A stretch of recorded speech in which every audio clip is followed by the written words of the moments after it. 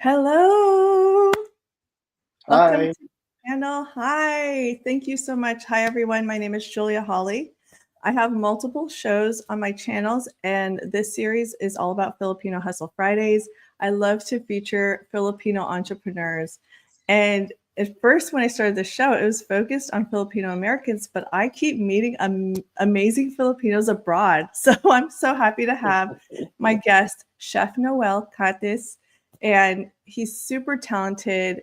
Somehow we found him on Instagram, I believe. And I'm going to give a quick intro, and I'm sure he's going to do a better job about telling his story. So, Chef Nouel Catis came to Dubai in 2006 when he was offered a coveted role at the Burj Al Arab, seeing it as a chance to advance his career and open doors worldwide.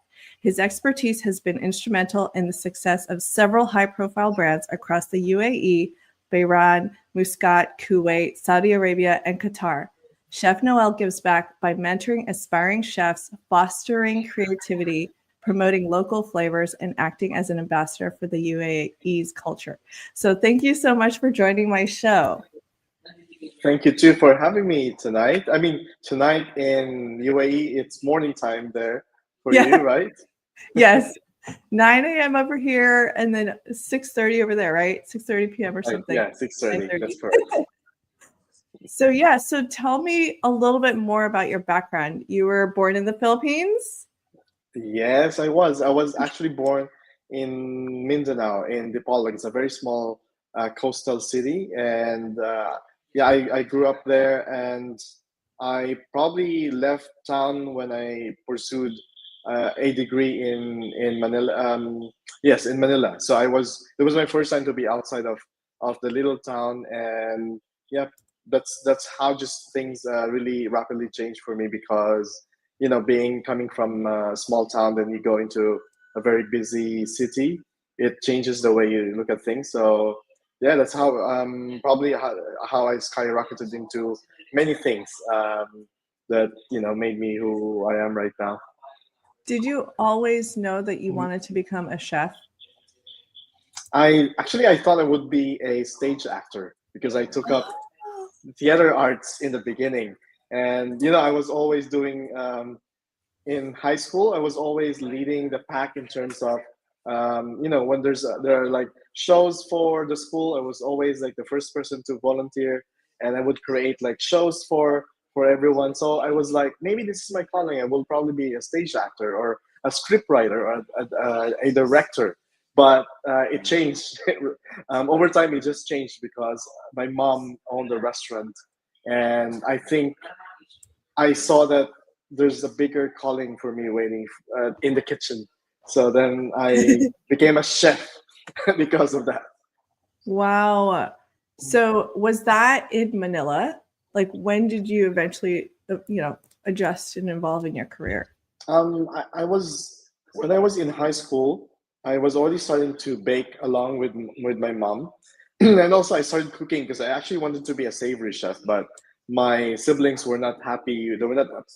They didn't approve any of my cooking. So I said probably I need to try baking, and then it proved to be the best decision ever because my mom told me like I've outdone her. So that was like a go signal that I was doing well in baking.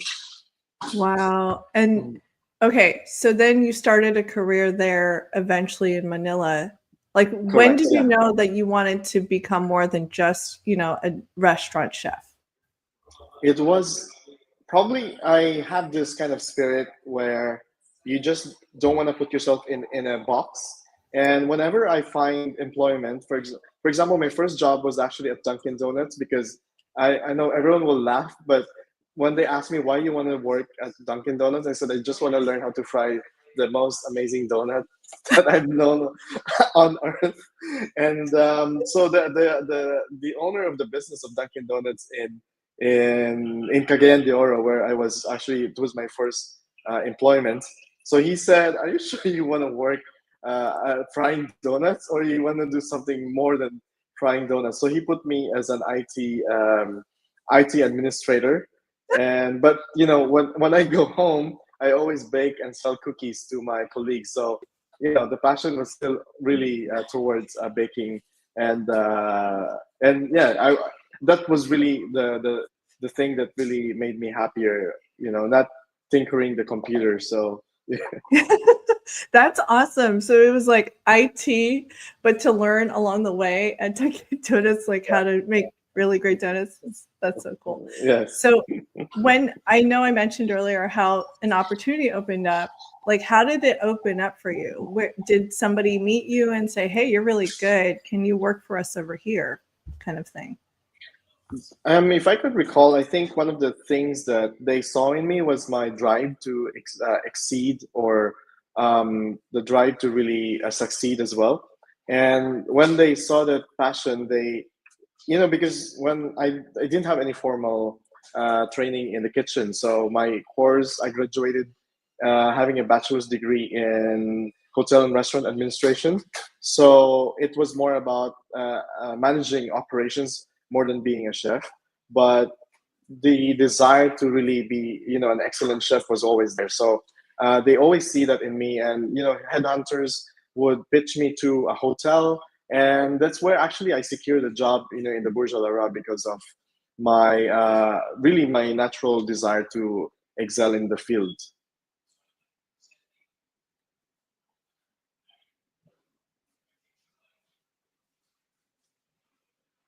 I think you got muted. I don't know. I couldn't hear you. Oh, you're right. I accidentally pressed mute for There you some go. Yeah. Yes. No, I'm just excited to show your newly rebranded website, and it just shows so Yeah. much quality. And I would have never guessed that you started at a Dunkin' Donuts to, Yes, to exactly. improve your craft. I love Exactly. that story. So they said they noticed your drive and the Yeah. the desire to exceed and just perfect your craft. Did you know Right. that you Yeah. wanted to go into luxury, like high-end desserts? Um, that's a really good question, because coming from a small town, you are only exposed to things that were available during the time in town. So it's a different place, because that's where basically what's available there was just basic stuff, and yet I was able to embrace the idea of luxury, premium.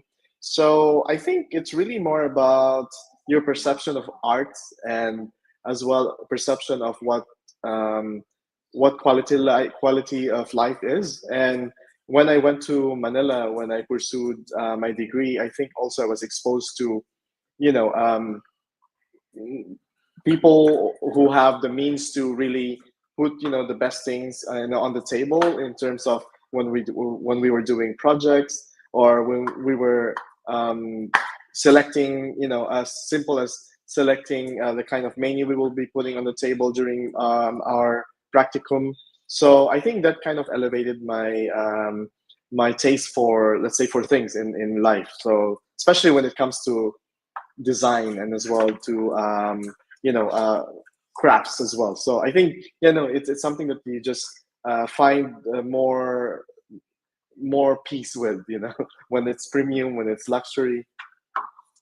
Yes, and obviously you've broken a lot of barriers, and it just overcame a lot of challenges. Having to move, relocate. We can talk about how that is definitely a common thread in our culture, with the Filipino culture, Right. where you find a place to earn a living and you support your family back home. So Correct. when you relocated over there, where did you start? Was it at Burj Al Arab, and then you eventually perfected your craft there? Yes. So prior to that, I was working at the Hyatt Hotel in Malate. So it was a pre-opening hotel, and I didn't even finish my contract, because 9 months in, the same headhunter who got me the job at the Hyatt pitched the Burj Al Arab for me. Like, he said, "Would you like to move here?" And I said, "Of course. Why would I say no, right? I mean, during that time, the Burj Al Arab was very new, like less than 5 years old. So everybody, like probably all the chefs in the world, would like to be there. So why would I say no?" And I said yes right away. And I think it took like 2 months for me to get organized. and then I landed in Dubai. So that was my first official overseas job, and also officially an OFW when I worked at the Burj Al Arab. And things just changed because when you work at the Burj Al Arab, that means you are at the top of your game, and you will always get offers like 6 months into your contract. You will get offers from many hotels in the world, like, hey, come work with us because you've done something really big. That's why you're at the Burj Al Arab. So yeah, it really that's how I would capture everything. Oh my gosh, that's so cool. So do you ever travel sometimes to perfect your craft, even like just to try some unique retreats and experiences and test? And I'm sorry, there's a truck driving by. So, but hopefully you're not hearing that. But yeah, no, like I've seen, like I watch a lot of documentaries of culinary chefs, and Yeah. I'm a big fan of some of these like Chef's Table on Netflix and things like that. And I noticed I'm a big fan of the show Bear too. Like they mention how chefs will travel and go somewhere else and learn from other chefs. Have you done any experiences like that? I've actually done it, and it was in the US because it was during the recession. It was 2008, and the hotel was new. I was in Beijing during that time, so yeah, you can already tell I love traveling. So I was in Beijing, and I decided to study in New York.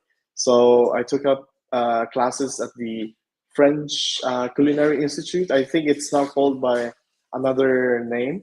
So I was there because a lot of people I admired, I know, lived in New York. So I went there, and actually they denied me entry into the school because they said you're overqualified. And I said, look, I just want to play student, like like I will be quiet because the instructors would tell me, like, chef, can you not go, like, anticipate a lot of things that we're doing, because I'm sure you know about this. But I said, I've never been a student in a culinary school. I just want to experience it. So I was allowed to be admitted into the school, and it was really the best thing because I was given a chance to, like, trail with, for example, who I don't know if you are familiar with Johnny Uzzini. He was so big during that time. He was working for, I can't remember which restaurant was it in New York, but it was really very. It was at the prime of its time. And I also went to Jack Torres chocolate factory in Soho. So I also was there for a book launch. So they really made sure that I was pitched to so many of the big names in the game because they knew that I was they were my, like, kind of my idols. So I wanted to be there. And Jed, it was during the time that I really tried to absorb as much of my mentors' experiences so that I could also apply it to my own career. So yes, I did go through that phase during the time. I can tell you really like to learn and you're willing to learn. And Exactly. I think that's always the best. And I can see why people are happy to work with you. And you're also now contributing and giving back to other chefs. Exactly. Yeah. So now, like, I know you have some things that you've recently launched, and I want to make sure we share that and you have a team, right, that works with you. Yes, I do. Yeah. That's a lot, managing a team and a restaurant, and do you do private events? Not so much. Actually, it's more because my brand or my business, in 2018 when I established it, I was on my own. I was a solopreneur. So my main job was really to innovate recipes that will work commercially. So there's a big gap in this region in terms of innovation. People just like to copy paste, and whatever they see abroad, they just bring it back here, and they don't even change anything. They just do the same thing. So I thought that this would be a good niche for me, and it proved to be correct because now I already have like 7 people in my team, and finally as well doing my own brand instead of being behind the scenes. So yeah, it Wow. really was quite a good journey for me. It looks, and you made it so beautiful. It's Thank you. definitely an art to you too. I could tell in It the flavor. is. Oh my gosh, my mouth is watering. So And this is just 1% of what I do. This is a scratch yeah, on the surface. you Yeah. must be so busy. Okay, and then here, let's mention here that Sna'ap Chocolates was founded by you, obviously, to blend heritage-inspired flavors with contemporary chocolate artistry. Launched in Yes. October 2024, but selling 3,000 chocolates within the first 2 days. What was that like? So we said, okay, let's do 3,000, good for 3 months. But it proved to be a wrong judgment because in 2 days we just sold out. So, I never thought I would still get the share in the market, knowing that Fix was already ahead of its game, with the Dubai chocolate thing, and other people were already producing copies of the same thing. So I said, but people were actually followers of mine were and friends were already like pushing me to like, Chef, just open your own, like make your own brand because you've already been doing this. And during the time I was conflicted because I'm used or comfortable being behind the scenes, and being front and center was something that I thought was not. You don't need to do it. I was already happy anyway. But when I started it, it changed my perception, and it also made me realize that I actually have a lot of things that I could offer. No, not just in Dubai, but to the world about my creativity. So I said, okay, so now this is the chance for me to really showcase what I can do, and chocolate is just like 1% of what actually I can contribute.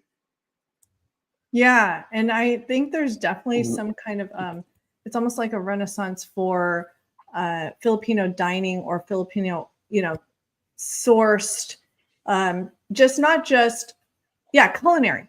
Yes, There yeah. must be a nice term for it, but anyway, Mhm. yeah, it's like a beautiful era right now to be a Filipino chef. And it's funny because when my team and I are searching for guests to feature Filipino entrepreneurs, Mhm. there's a good percentage, probably more than half Mhm. of guests have Mhm. been chefs. Yes. And I'm finding really, really talented ones, award winning like yourself. So Mhm. it's really amazing. And so you have overcome a lot of personal challenges. What keeps you going and keeps you motivated? It's been now over, let's say, almost 20 years now, or about, that Yeah. you've been Yes, there. that's correct. That's Yeah, and it you reveals my age when you say that.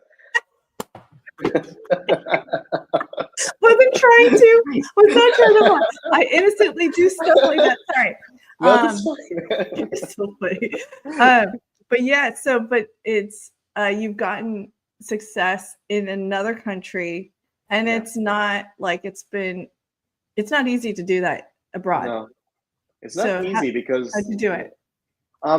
I think it's more about mindset, and because people will always put you in a box, like they will always have prejudice against certain like people. But I think the best thing is just to not let them see that in you, like you don't care whether they like you or not.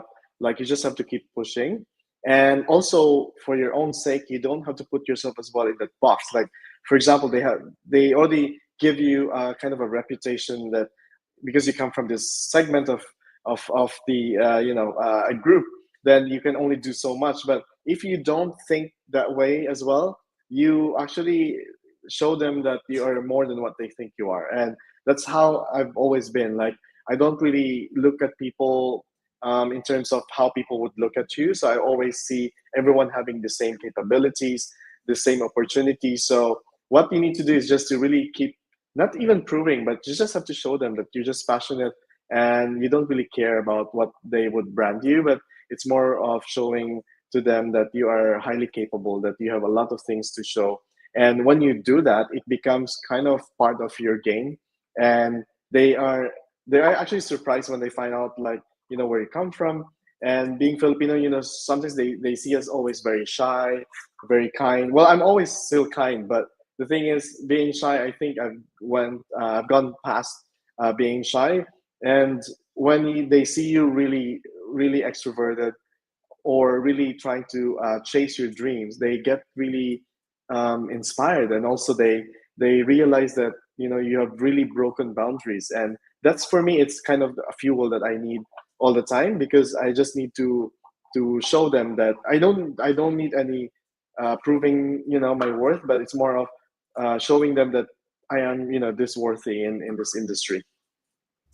Speaking of breaking boundaries, like making sure that we feature this, that you've won Oh yeah, the latest one. Westward Award, Service Excellence Award in Culinary Innovation. That is awesome. Was that recent? It was a week ago. Oh yeah, very recent. Very. Congratulations. Thank you. Oh my gosh. And I never expected this, to be honest. I was like wow, like when I was there, and to be with other big brands like Ford. What else? I'm trying to remember a lot of big brands, but international brands were there as well. They were given awards, and wow. there were also other Filipinos who are already in. Like there was one photographer who's been doing works for Netflix, for Hollywood stars, and she was there with me. And when you see that, and also they chose me to do a speech as well, like amongst many of the awardees. So it was really a very great moment. Like why would like sometimes you feel like let the senior, I would say, awardees do the talking, but they said no, Shep, we picked you to speak about your journey, or at least to do a closing remark. And yeah, it was really amazing. It was a great experience. Oh my gosh, that's awesome. And I do have several pictures I want to make sure we share, because your team was so good about it. And then, you have an awesome team, I can tell. Are most of it looks like a good diverse group. It is, yes. Is there, some of them are Filipino. Yes, that's right. So the one in the middle is Bam. Actually, she's my good friend's daughter. And then when she came over here, and she just said, Chef, can you please let my daughter join the team? And now she's already with us for almost 3 years now. Oh, wow. And I have my two chefs who are wearing the gray chef's jackets. They're all from India. And one on the other side is Julie. She's also from the Philippines. And actually, I wanted to have a really diverse, I would say, team, because it makes it more fun, because you have different kind of, I would say, perspectives in life.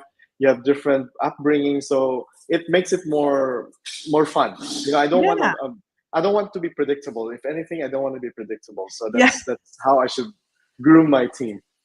A true creative and entrepreneur. Yeah. So these are your desserts. And yes. Ooh, when you say $1 million dessert magic. Oh, okay. That's awesome. Is that something like, with global brands, that is highly possible. Are you selling chocolate globally? Well, we are actually penetrating the global market. And at the moment, we're having talks about how we can bring the chocolates overseas in a way that, it's also practical. So we have a lot of inquiries from Russia, from the UK, even in the US, and also from home as well, South Korea. There's a lot. And it's an ongoing exercise for us to find the best way to get my chocolates out in the world. Oh my goodness, it's all beautiful too. How long does it, like you mentioned, you're going to want to try to visit the US, right? How long is the flight from here to the US? I think it takes around 12 to 13 hours, I think, if I remember. That's almost similar to the Philippines. I feel like it's 16 hours or something. Yeah. Oh my goodness. I want to make sure we share your socials too, because I can't believe, I know you're a busy person and you've got your team and you're running your team, and it's at the end of the day and I'm sure you're exhausted. But I want to make sure we also, I want to make sure everybody sees this. If you guys aren't familiar with, let's see, here it is. Yeah. So one of the things before we share your contact info, we have been sharing your Instagram and everything, but you have something coming up. Right. This is like a testament to how passion really drives, or aligns everything in life. And these are things that you probably didn't imagine happening, but it's happening. So just to sum up about this project, it's It's called Marsa Boulevard, and it's a new destination, F&B destination, also a fashion destination that's built along the boulevard.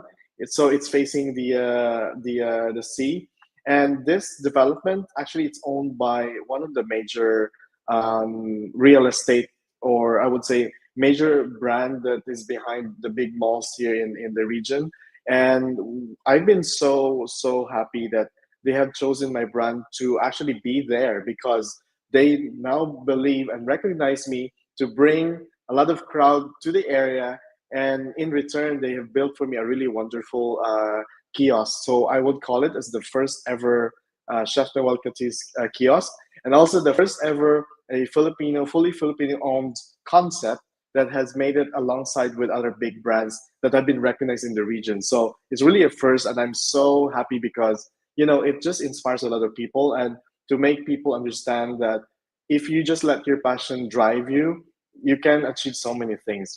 Because normally when you are working overseas, it's either you are there because you need to fulfill basic needs, or you're there because you want to exceed that dream to just provide for the family. But if you are there because you want to even like bring your tribe with you, then that's another story. Oh my gosh, that's one way that's an awesome. I was going to ask you if before we, conclude, tell us your words of wisdom, and that was such a good way to encourage others. And so, is there anything else you would like to conclude with to encourage other Filipinos, Filipino entrepreneurs, and even potential rising chefs? I would just say to always make sure that you're feeding your soul with a lot of love, a lot of passion, and also not to forget to keep your feet on the ground. Because once you achieve success, you tend to see other things, and probably people approach you for many things, but you just need to remain focused, and you have to be authentic all the time. And because you need to, if you don't have that authenticity, you'll get lost. So you have to go back to your core. You ask yourself, why do I want this? And what am I there for? Like, I'm in it because you want to win it, right? So the message I always want to say to everyone, especially to chefs who want to be entrepreneurs like me, is just continue doing the thing that makes you happy, and you will never go wrong. Like, just follow your passion. Don't do things because someone else wants you to be happy, but it's because you want to be happy yourself, like because you want to inspire other people. And if you do that, it's a lot easier to just navigate around the challenges, and also you will invite success yourself. You don't even have to really work hard.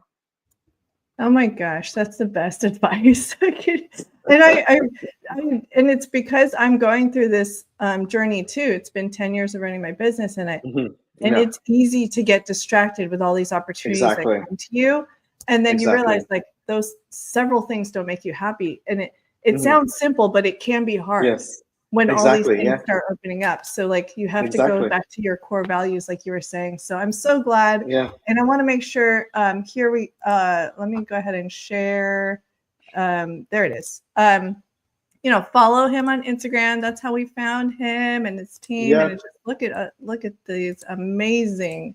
I love your brand too. Thank you so much. Was so well done. And follow him, and then also on Facebook.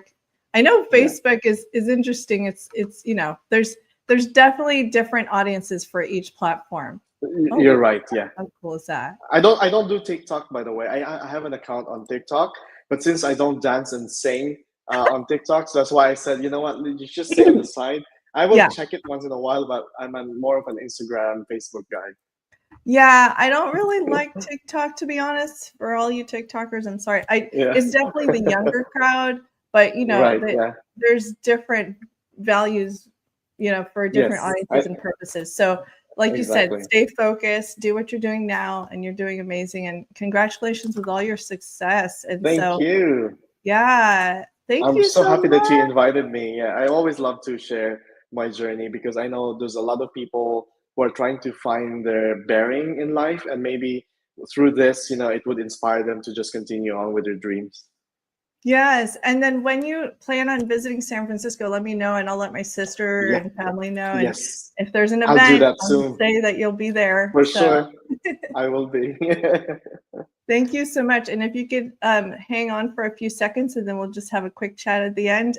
Sure. And to all of those who get to catch this episode later on, I would love to hear from you. Say hello to Chef Nouel. And yeah, we'd love to hear from other fellow Filipino entrepreneurs and share your story. So I'll see you guys next time. Bye. Bye.